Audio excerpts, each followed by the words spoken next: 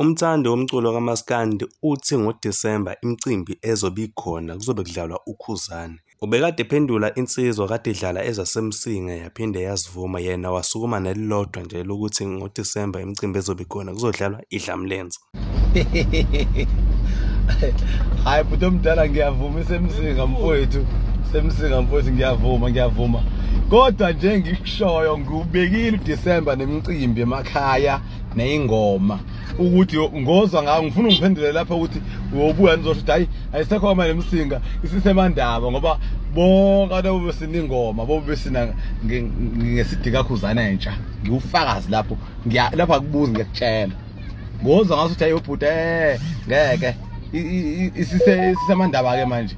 Ingoma nje yobuhubiswa emaceceni, emshadweni, emcimbini, insizwa yahlangene la kuqonya khona, insizwa eqonywayo kobe kuthiwa nje awubambe nje uyozwa mawuphika. Oh, sithisha le video ngiphendule.